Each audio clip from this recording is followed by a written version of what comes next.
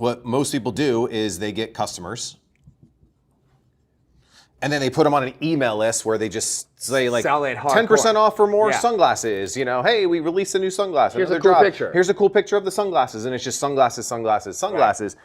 But where he's kind of flipping this is he takes these customers and he actually puts them into a newsletter, and it's like a themed newsletter or a category newsletter. And this is where I think this is genius. You and I have talked about this a ton. I have this core product of sunglasses. I'm getting these customers, and instead of just saying like, hey, here's 10% off another pair of sunglasses, what if I talked about everything? In this case, would be like baseball, would be like sports, would be like mindset, would be lifestyle, right? How do I get better as a young athlete? Well, now I have a newsletter. Like who's going to advertise in my newsletter if I'm just saying, hey, buy more sunglasses, buy more sunglasses? No one.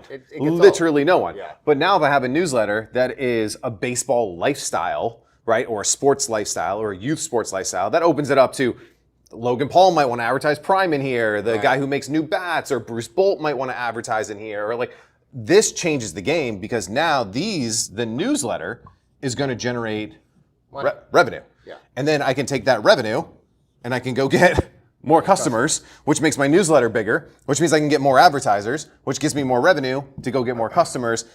This to me, like when I really started like thinking about it, and I like, this isn't a rocket science strategy, but like kind of the light bulb moment went off. So I wanted to get like your thoughts, your opinions on this, and like just is this viable? Like, can we do this? So this gives us an opportunity to really create like a lot, and you can go small and you can keep going, but at the same time you can, if you have a bigger budget or whatever, you kind of have a bigger brand, you can go boom. This is the overarching thing is like ambitious athlete, right? And we're going to start with baseball. So in baseball, we're going to talk about what's going on in baseball. We're going to talk about trades. We're going to talk about the minors, like who's working. We're also going to talk a little bit on like the lifestyle, the swings, like how to improve, but also like the mindset of what you need to do to be a strong athlete. And then we're going to take like workouts, and then the workouts can take us into running, right? And then that can take us into like other leisurely sports like fishing or pickleball, and like just staying athletic and like being ambitious and like really thinking through, right? So now we're building one thing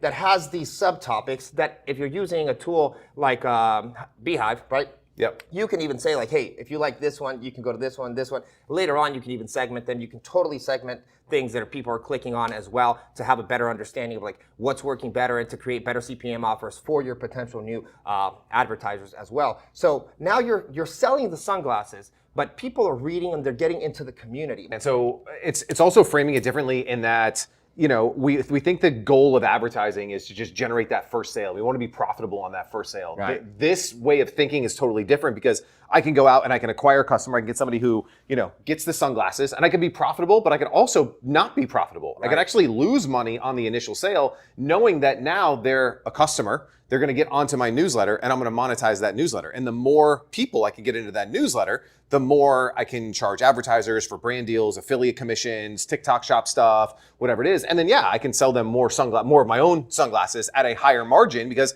I've already acquired the customer. So it also opens up the opportunity for a lot of different style strategic funnels, right? Let's say the average funnel, right? You got your hero product, or you're driving to a home page or just some form of funnel, and you're selling your product or more of your product or some adjacent product with like upsells and stuff like that. That's the logical understanding of how to sell this, right? Let's say that, man, like it's just not converting. We're having a hard time. Cool. Let's try to get people into a newsletter first, and then like start selling the products, because this acquisition is going to be $2-3, not $40, $50. This might be $5, right?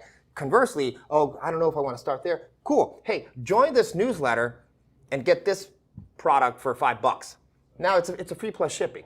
100%. Just pay for the shipping for joining the newsletter. We're going to give you this. Sports Illustrated did it forever. Dude, we're going back to that. The football phone. That's exactly what it is, right? It's the football phone. Hey, join my magazine, newsletter, whatever it is, right? We're going to give you a football phone and just cover the shipping, $29.99. You're paying for the subscription, right? You're not paying for a subscription here. You get this for free, plus a gift. You got to pay shipping. You eat it on the first one, but immediately now you get discounts on other products and different things like that. There are so many cool ways now to structure your e-commerce company if you think of it as a media company first.